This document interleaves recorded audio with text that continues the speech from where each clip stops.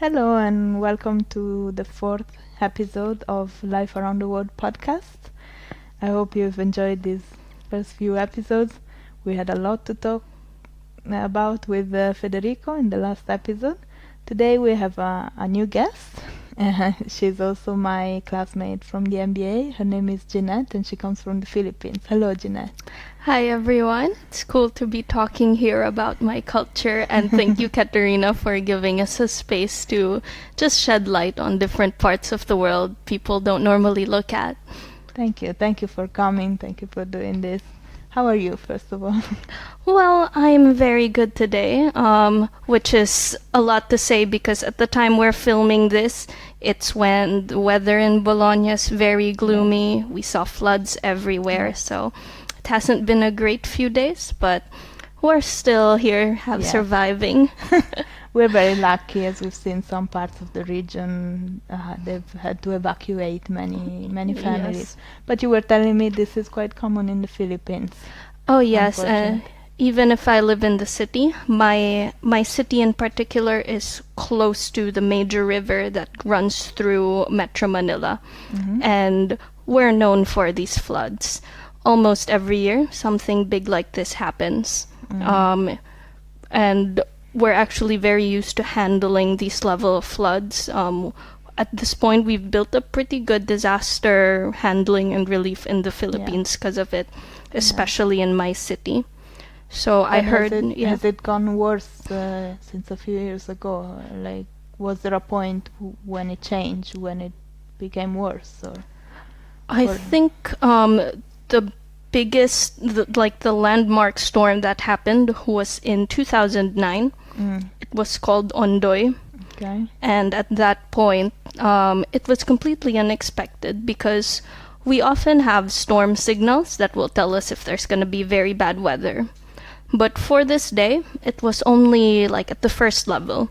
Nothing we're normally alarmed about. Schools usually still go on at that first signal.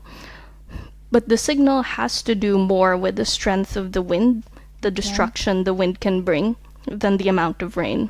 Yeah. And then we had like over 24 hours of really hard rain. Like the rain in Bologna is a drizzle compared to the rain we have. Okay. So all of that rain for 24 hours. And then it went into the catch basins, the flood basins of, the city. My city is one of those because it gets the water from a major mountain range ends up in that river that's a 10-minute walk from my house. And that area right around it was flooded up to the second floor. Wow. So people had to be rescued. There were, boats. I was walking around just outside my house during that time, and we could see people like really gather everything they could to have makeshift rescue resources, makeshift rafts, or they would tie like a rope from this one side of the house to the higher part of the land and just like rescue people there. Yeah. There's a major highway close also that's like maybe 1 or 2 stories above the river. So that's very high. And that time, the water was reaching already the level of that highway. Okay. The mall that was right beside the river, the 2 levels of parking underground were like completely covered. And even if you go inside the mall, if you peek down at the basement, like the water was at the stairs of the floor. So that's what happened that time, and it's no longer something too unusual for us. Yeah. Fortunately, though, since 2009, it hasn't reached a level as bad as that. Yes. Because we're more prepared, we're more aware. Well, it all comes down to preparation, and but here in Bologna, I don't think we ever experienced anything like this, so we were kind of taken by surprise. And yes.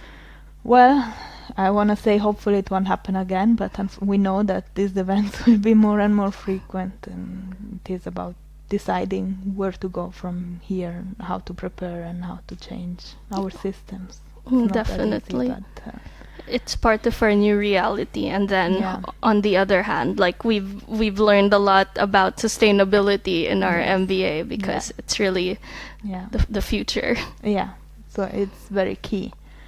But talking about nicer things. Yes. Well, one thing that we have in common is our love for food. Of course. So how is Filipino food? How is it different from Italian food? I'm sure it's very different.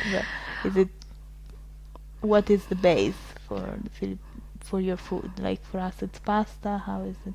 Okay, so that's a very broad topic for me because I love food. I love our food, and because of that, like I see so many different kinds that I love. But yeah, like many parts in Asia, and I think even in Africa, South America, like rice is a staple. Yeah. For majority of the population, a meal isn't a meal without rice.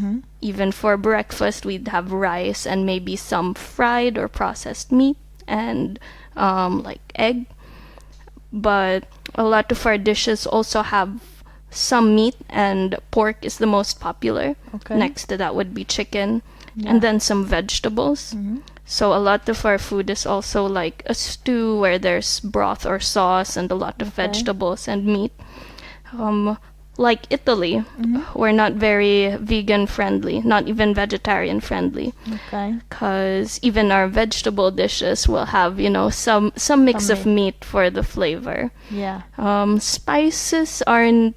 We use spices, but for like hot, burning, spicy food, that's confined to a few areas that are also known for their gastronomy. Okay. And is there the influence of Chinese or Japanese cuisines in the Filipino one? Oh, very heavy. Some of our very popular like food we consider national food actually have Chinese regions in their name.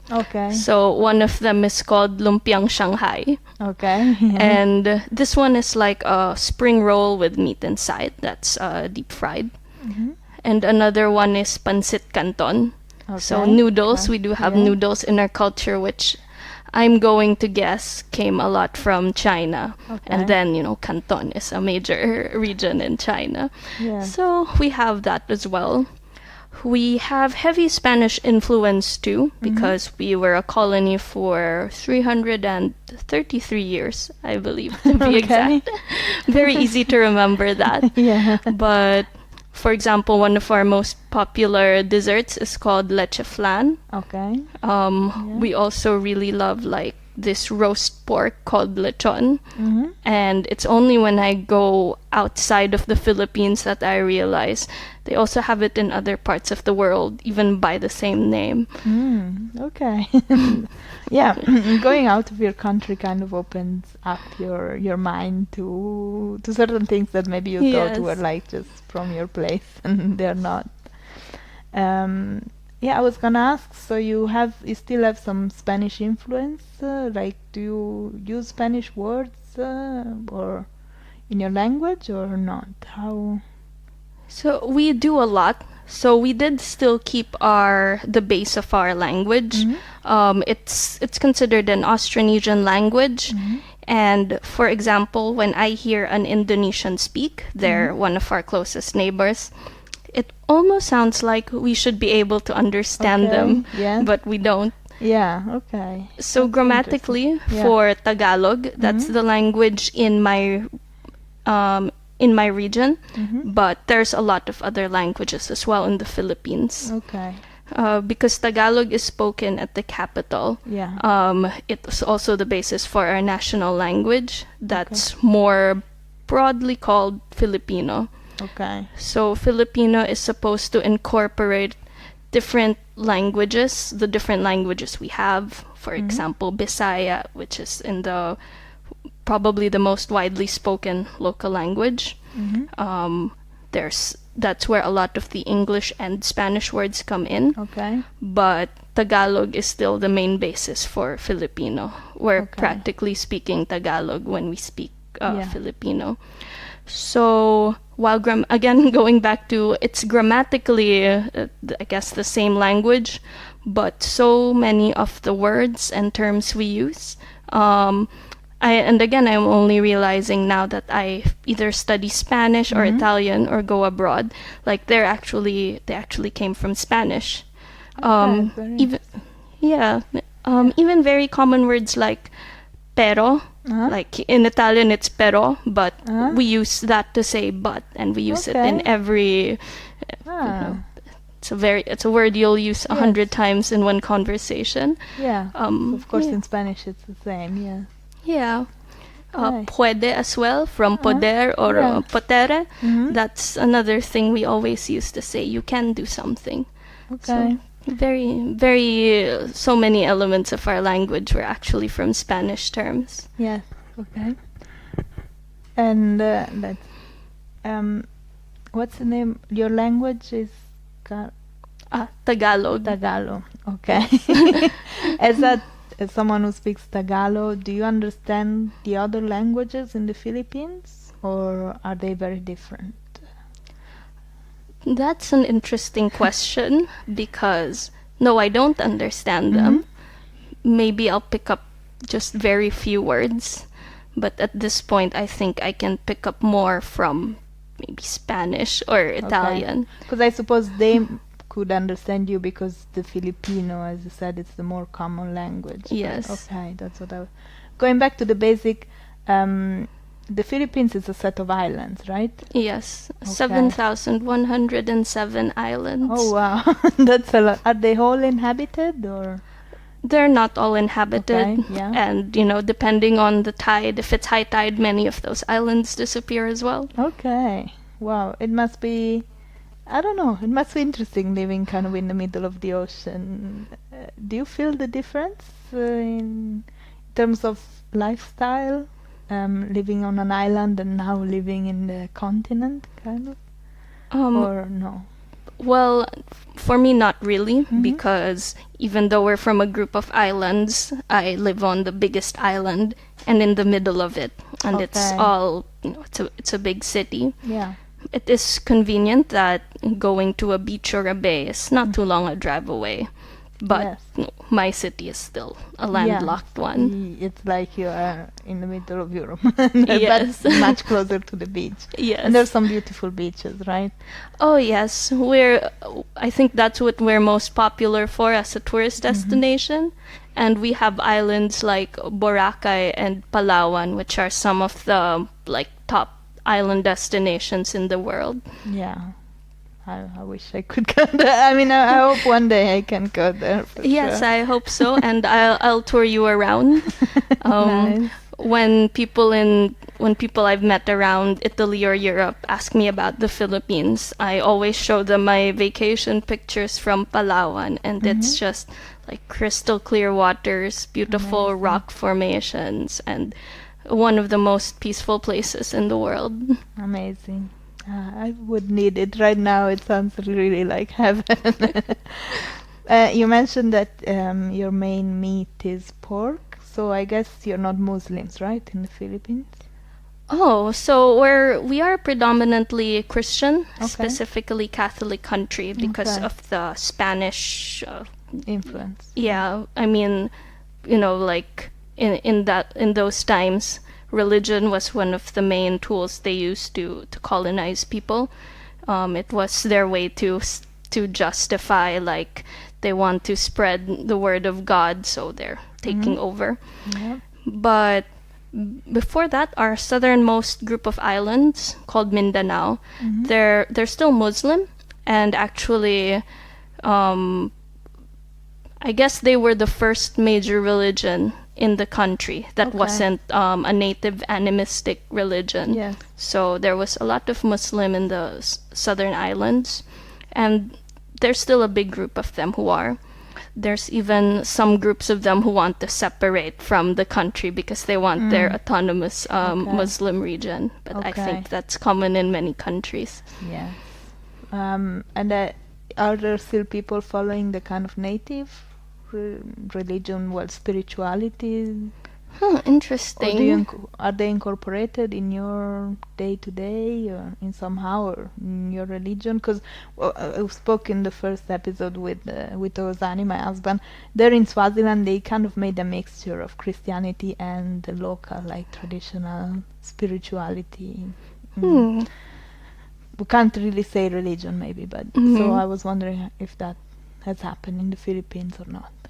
So, because I grew up in the city and in modern times, Yeah. I haven't seen so much of it. Yeah. But I do know a lot of our maybe more traditional beliefs about certain spirits, certain mythical creatures that abound.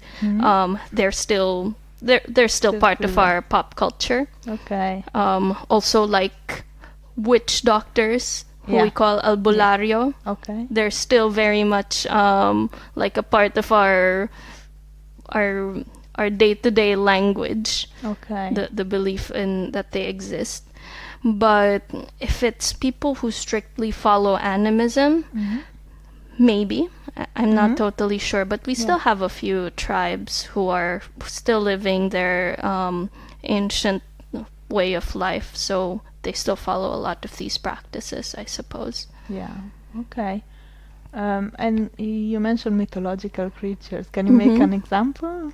Oh, sure. Sounds so interesting. So one of probably the most popular is called an aswang. And when I grew up, I thought this was basically the Filipino translation of a vampire. Okay. But they're a lot more complex than that. Okay. They're said to be able to take on some human forms like doppelgangers. Ah. Okay. You know, they have bad intentions and they say in the provinces they abound a lot and you have to be careful. Maybe another creepier example is called manananggal.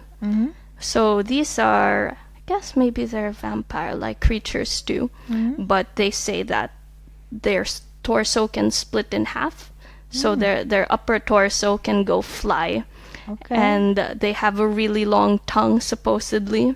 Wow. So they say that if there's a pregnant woman staying alone in a house, that manananggal the upper half would fly over to their house above their roof, use their very long tongue to get in the woman's belly and like eat the baby or something something messed up like that. Yeah, I guess it's kind of an explanation for abortion. Maybe. Yeah. Would be interesting. Okay. Wow. In terms of interaction, because honestly I don't know anything about Asia. Like that's definitely a place that. So I'm sorry if my questions are a bit ignorant. No, not at all. Interaction with like other Asian countries. Which ones are the ones that the Philippines or I don't know if a Filipino wants to go on holiday like close by. You know, here we go to France and Spain. Or, do you have that with other Asian countries or? Oh, definitely. So Singapore and Hong Kong were the number ones because they were very close and they're already known as tourist hubs. Japan is another one, but it used to be more expensive and inaccessible. Okay. But in the advent of like cheap airlines like Ryanair here, Japan has become more accessible. So has like Vietnam, Indonesia for Bali specifically. Thailand was another major one. So we do get to travel pretty easily around Southeast Asia. Okay. Maybe the most up and coming place would be South Korea. Because now they're a major part of pop culture. Filipinos are really into K-pop and K-dramas. So, you know, to then get to the destination is a major dream and a fan thing. I was going to say who isn't. These days everybody's so into South Korea.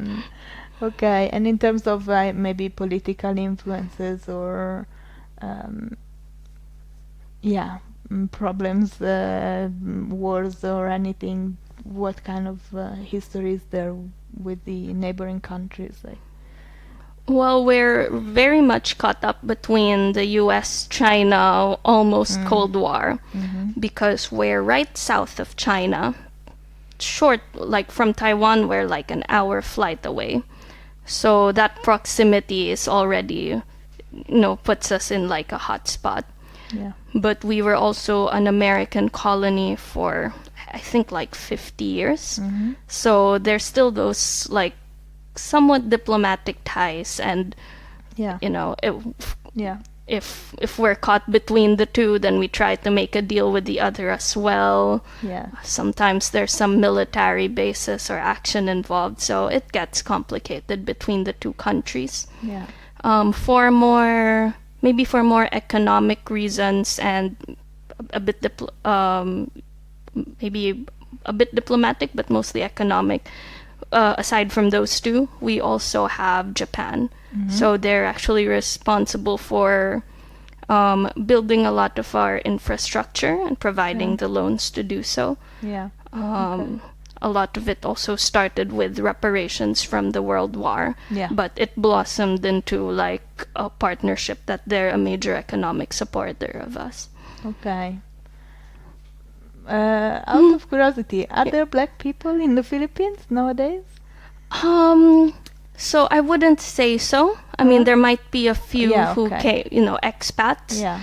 but the ones we call negros or negritos are the ones from some of our tribes. Yeah. From okay. from the mountains. Yes. So they're darker skinned, but they're Yeah. more of the traditional ones. Okay. If they're from Africa, they're expats. Okay. What brought you to do an MBA in Italy?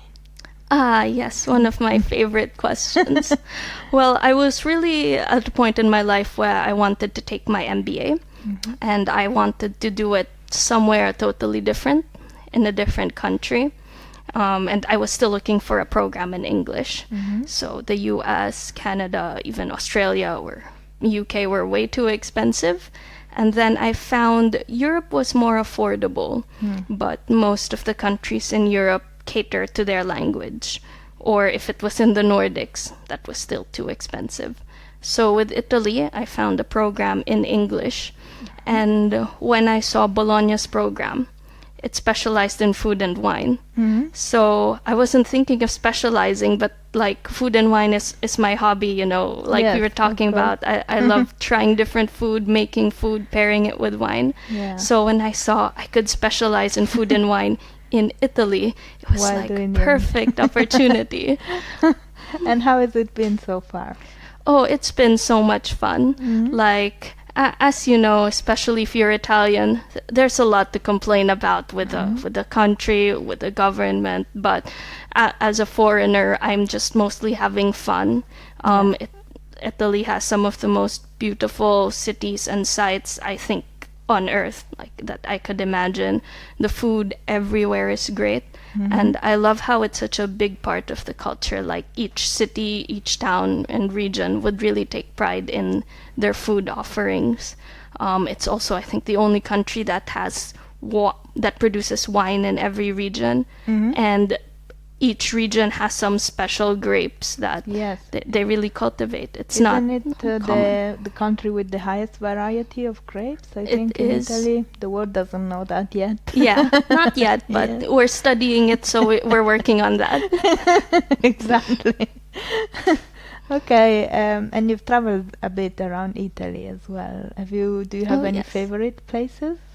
Oh, yeah, I think the top two would be first Verona, just because just the view of the city, it's so charming. It's not like Rome where there's the beautiful Colosseum that will leave you awestruck. But the whole town just looks a bit more charming and romantic, so it makes sense that Romeo and Juliet was set there. Yes. And another place I really enjoyed was the Amalfi Coast, because I did the hike on the Path of the Gods there, and that just makes me very biased. You could see It's very the beautiful. entire coast Yes. and like beautiful scenery, some old rock houses, and you walk that for like 5 hours, then see a coast with colorful buildings. Yeah. I haven't been yet. I passed by, yeah, but I haven't really been, so it's on my wish list for sure. Oh, I hope so. So many places to go to in the world. Yes. Was it your first time in Europe? Or? It was. Okay. So I moved here for the first time on my own, first time in Europe, and it's been an adventure. I love traveling, so I'd been taking advantage of how easy it is to get around here. And what do you miss most from home? The food, Okay. definitely, Yes. and my dog, and the rest of my family. Okay, for sure. We were speaking with Federico about how sometimes what you miss most about home is home. Yes. It's just as simple as that. Yes. Okay. Have you been cooking Filipino food here? Hardly. Ah. Just because with all of Italy's ingredients, I wanted to. I like experimenting with new things. So I'd been experimenting dishes I haven't tried before with ingredients I didn't have back then. But I do miss our food, and I think the time I did cook Filipino food was when we had our international dinner together. Yes. Okay. But you were telling me about some weird traditions about Italian food in the Philippines, like ragu in a can. Oh, actually, we don't have ragu in a can, but I Okay. found that here in Italy. You may want to check with the authorities about whether that's Wow. legal. Okay. The weird thing, gonna be weird for Italians, we have is the closest equivalent we have to spaghetti with bolognese sauce with ragu. We make it sweet. So it's like a sweet Okay. tomato spaghetti sauce, but with Okay. beef, tomato, onions, Okay. garlic.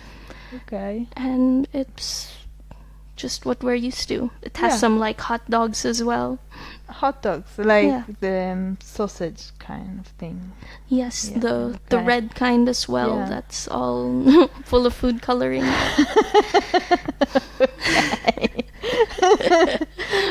To each their own. Yep. Yes, yes. No, of course. And what are some of the main cultural differences that you found? Is there something that has been kind of annoying you, or? I think, I mean, I'm sure there's definitely a lot of differences, but what struck me more when I went here was the similarity between Okay, our yeah. cultures than the difference. Maybe it has to do with the Spanish influence and like the similarity of cultures, I think, around the Mediterranean area between Italy, Spain, and even France. So Italians are known for being late, and we also have Filipino time, which I think is even worse than Italian time. Like Okay. rules, they're definitely suggestions. Yes. If you're powerful enough, or you can work your way around it. Yes. Yeah, the rules don't really matter, and then people have to put more rules and more bureaucracy and red Yeah. tape because people like to work around the laws. Yeah, you're not the first person to say. I think maybe it was Loza, but that she also said that actually she found more similarities than she thought. It makes me think maybe, first of all, we kind of tend to expect maybe a lot of differences, but actually we are people. Like, We are people. But then also what Professor Rana was saying about how actually most of the world is, like you say, like rules are just suggestions, but we tend to see a different kind of culture, and we tend to feel like that's the dominant one, well, because in a way it is, and then we're surprised to see that actually it's not like that. Yeah. Yeah. I think at the end of the day, we're people with like very human tendencies and feelings. Maybe it's just the artifacts of the culture that differ. Like we have our spaghetti sweet and you have tagliatelle al ragu, Yes. but we're still gonna be late to dinner. For sure. There's a lot of Filipinos here in Italy, right? Have you met many of them? Do you participate? I know they have like some communities. Do you take part in those, or have you been avoiding them? Well, admittedly, I haven't. With the Filipinos who I I knew from back home. I'd been meeting up with them, and we travel around. Like some are in France and Switzerland, and Germany. So the ones I knew from back home, I meet up with, but it's also because of how busy we are with school, and for me, it's like an adventure. I guess I hadn't yet felt the need to go back to my culture and like want to celebrate it. Yeah. But I enjoy telling people about it. Yes. I think most of the Filipinos that are here came here maybe 40 years ago or something like that. Do you know of like a migration that there was, or? I don't actually, but not with Italy specifically. Okay. But I think starting from the 80s, migration of Filipinos has just really accelerated. Like I have a lot of family who went abroad, most to the U.S. So my mom and father's relatives, many of them are there, and it's very likely that aside from there, they also went to Italy and other countries. Yeah, of course. Okay. And how has it been working with people from so many different cultures? Is it something you were used to already, or has it been new? It wasn't new. It didn't feel new to me because I guess I was used to it. For one, my organization, my club in college, was specifically about connecting people from around the world. Yeah. It had chapters in different countries, and in fact, one of my flatmates now, I learned, was also a member of that organization. Okay. So I guess having an international perspective wasn't new to me because of that. And then my first job was also at the multinational. We had to I worked day to day with people from Sydney, and we'd always be calling back and forth. My job after that was purely remote, and people again from different countries. So it wasn't new to me, but it was nice getting to meet different people in person and just observing the differences. But I think it went back down to, at the end, we feel more the same than different. We're all people. Yes. The frustrations are all the same. Yes. Okay. Okay, thank you. Is there something that you'd like to add? No, I think we covered a lot. I know I can talk quite long and complex with complexity about certain things I'm interested in, but I'm really thankful you gave me the space to share that with other people. Thank you so much. It's been great. So thank you, Ginette, and thanks to everybody for listening. I hope you enjoyed, and stay tuned on the Instagram page and, next month for the next episode. Thank you. Thanks, Bye. Katerina.